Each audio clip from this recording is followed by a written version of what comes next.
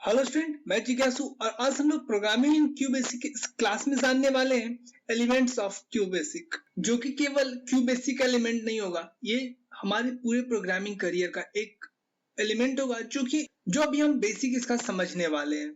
तो चलिए हम स्टार्ट करते हैं अपने आज की क्लास को। आज का क्लास स्टार्ट करने से पहले हमेशा की तरफ से रिक्वेस्ट है, अगर आप इस चैनल पर नए हैं तो मेरे चैनल को जरूर सब्सक्राइब कर ले ताकि हमारे आगे आने वाली क्लासेस की नोटिफिकेशन आपको आसानी से मिल सके। तो चलिए हम स्टार्ट करते हैं अपने आज की क्लास को। तो एलिमेंट ऑफ क्यू बेसिक, हम लोग इस क्लास में क्यू बेसिक एलिमेंट्स को जानते हैं। मैंने आपको पहले ही बताया था, ये हमारे पूरे करियर में, हमारे प्रोग्रामिंग करियर में ये काम आने वाला है। Programming language has following elements. कोई भी आप प्रोग्रामिंग लैंग्वेज ले लो, उसके अंदर कुछ एलिमेंट्स होते हैं, जिसमें होता है हमारा एक कांस्टेंट और एक होता है वेरिएबल। तो अभी यहाँ पे कुछ डायग्राम है जिसके अंदर हम देखते हैं कि क्या क्या है। तो एलिमेंट ऑफ क्यू बेसिक, इसके अंदर होते हैं कांस्टेंट और वेरिएबल्स, जो कि मैंने यहाँ पे भी जाना। लेकिन इस कांस्टेंट के अंदर भी एक होता है न्यूमेरिक कांस्टेंट और एक होता है स्ट्रिंग कांस्टेंट। फिर वेरिएबल के अंदर होते हैं न्यूमेरिक वेरिएबल्स और स्ट्रिंग वेरिएबल्स। तो हम इन सबको बारी बारी से पढ़ेंगे। सबसे पहले हम लोग कांस्टेंट जानेंगे, फिर न्यूमेरिक कांस्टेंट, स्ट्रिंग कांस्टेंट जानेंगे, उसके बाद फिर हम लोग वेरिएबल्स जानेंगे, फिर न्यूमेरिक वेरिएबल्स और स्ट्रिंग वेरिएबल्स जानेंगे। तो चलिए अब हम आगे बढ़ते हैं। तो हम सबसे पहले बात करते हैं कांस्टेंट की। कांस्टेंट आखिर होता क्या है, आखिर ये कौन सी बला है? तो चलिए हम इसे भी समझते हैं। Constant are the value store in a program. Constant वो होता है जिसके अंदर वैल्यू स्टोर किया जाता है प्रोग्राम के अंदर, which do not change during execution of the program। जब हम प्रोग्राम को एग्जीक्यूट करते हैं तो उसका वैल्यू चेंज नहीं होता। एग्जाम्पल के तौर पे अगर हम कहते हैं कि राम है, मान लीजिए यहाँ पे राम है और इसका वैल्यू 1 है, तो इसका वैल्यू कभी चेंज ही नहीं करेगा प्रोग्राम के चलने के दौरान। इसे हम लोग कांस्टेंट कहते हैं, जबकि ये एग्जाम्पल गलत है, पर फिर भी आप इस तरह से मान सकते हो। They are classified as numeric and string constant। numeric constant and string constant, इसे दो कैटेगरी में क्लासिफाई किया गया है, एक है न्यूमेरिक और दूसरा है स्ट्रिंग। तो अब हम बात करते हैं न्यूमेरिक कांस्टेंट की। They consist numeric digit only। इसके अंदर केवल न्यूमेरिक डिजिट ही रखे जाते हैं। और numeric content can be any negative और पॉजिटिव नंबर विथ और विदाउट डेसिमल पॉइंट।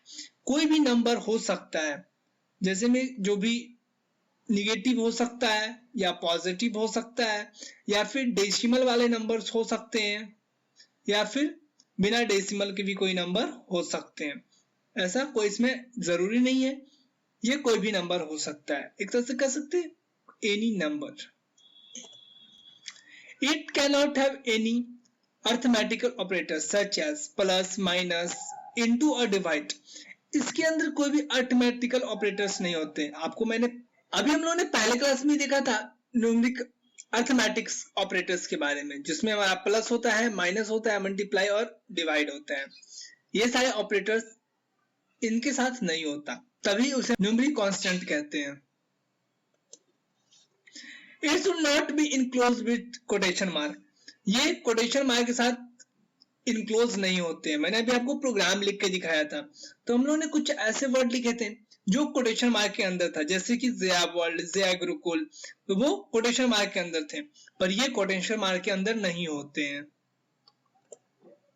एग्जाम्पल आप देख सकते हैं, ये हमारे एग्जाम्पल्स हैं, ये हमारे डेसिमल के एग्जाम्पल्स हैं, ये भी हमारे डेसिमल की एग्जाम्पल है, ये हमारे नेगेटिव। अब हम कुछ ऐसे एग्जाम्पल लेते हैं जो इनवैलिड है, जैसे कि 45 प्लस 2, यहाँ पे ये अरिथमेटिक ऑपरेटर्स आ गए, ये इनवैलिड है।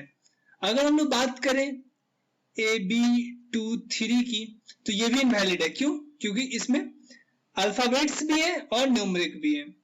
अल्फा न्यूमेरिक इसमें नहीं काउंट होता, न्यूमेरिक कांस्टेंट में नहीं आते हैं।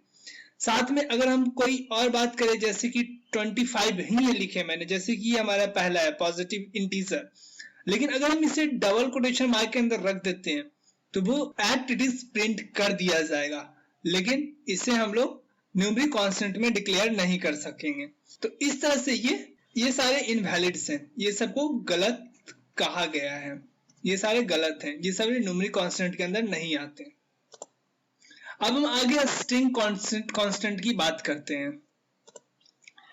Always enclose in double quotation mark, ये हमेशा डबल कोटेशन मार्क के अंदर ही होंगे। हमारा न्यूमेरिक कांस्टेंट कोटेशन मार्क के बाहर होता है, कोटेशन मार्क में नहीं होता उसके ऊपर, जबकि ये हमेशा डबल कोटेशन मार्क के अंदर ही होंगे। It can have blank space, इसके अंदर आप ब्लैंक स्पेस दे सकते हो। अ double quits with in a string is not allowed, आप अगर एक डबल क्विट्स अगर आप लिखते हो स्ट्रिंग के साथ तो यहाँ पे ये भी अलाउ नहीं होता। तो हम एग्जांपल देख लेते हैं, जैसे कि अभी आप यहाँ देख सकते हैं नंबर्स 1 2 3 5, ये सब देखिए डबल कोट्स के कोटेशन मार्क के अंदर में। दिस इज अ स्ट्रिंग, ये भी डबल कोटेशन मार्क के अंदर में। ये भी सी 1 2 3, ये भी डबल कोटेशन मार्क के अंदर में। बेसिकली ये ऐसे ही प्रिंट कर दिए जाएंगे। लेकिन अगर हम बात करें कि जो ए बी और सी, ये नहीं है, क्योंकि इसके दोनों तरफ मैंने कोटेशन मार्क नहीं लगाए हैं। अगर हम ऐसे कर देते हैं तो भी ये स्ट्रिंग नहीं डिक्लेयर किया जाएगा। क्यों? क्योंकि इसमें एक तरफ तो डबल कोटेशन मार्क है, दूसरी तरफ नहीं है, तो ये भी गलत है। अगर हम लोग इस तरह से बात करें तो ये भी स्ट्रिंग कांस्टेंट नहीं माना जाएगा। क्यों? क्योंकि ये डबल कोटेशन मार्क के अंदर नहीं है। लेकिन अगर हम एक चीज और लिखते हैं, this is double quotation mark और स्ट्रिंग, तो यहाँ पे क्या होगा, ये इतने दूर को तो ये स्ट्रिंग कांस्टेंट मानेगा, लेकिन इतने दूर को वो नहीं मानेगा। क्यों?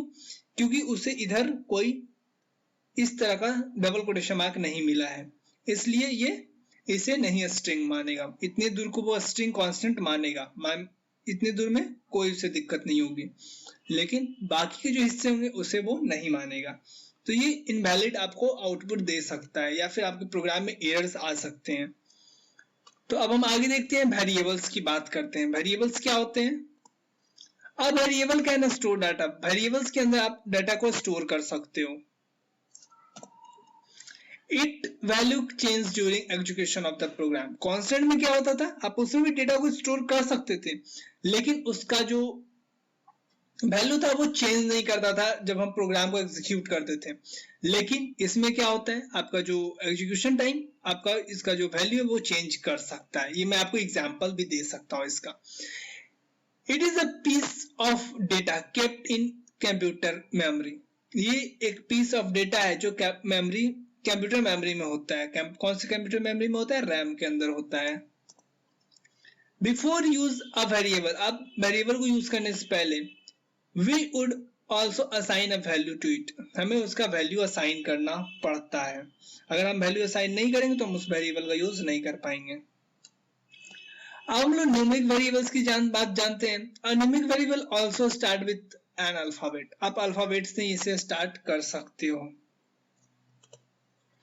दिस कंसिस्ट ऑफ नंबर्स और मैथमेटिकल एक्सप्रेशन, ये आपके नंबर्स को भी रखते हैं और मैथमेटिकल एक्सप्रेशन को भी रखते हैं। मैथमेटिकल एक्सप्रेशन करने का मतलब प्लस माइनस इनटू और डिवाइड।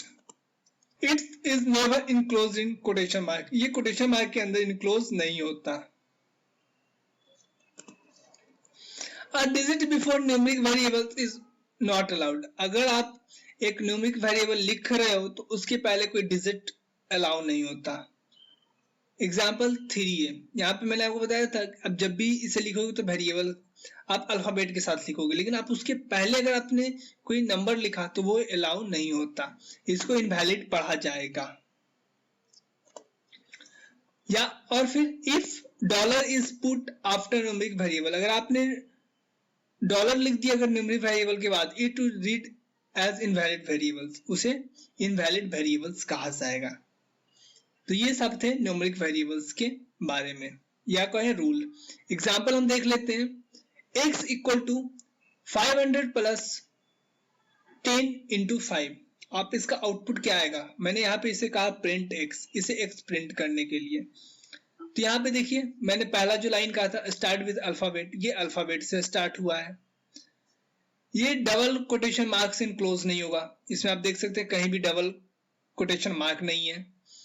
जो हमने ये कहा था कि इसमें जो डिजिट है उसके पहले कोई नंबर्स अलाउ नहीं होगा, x के पहले कोई भी नंबर अलाउ नहीं है, कोई भी नंबर नहीं है।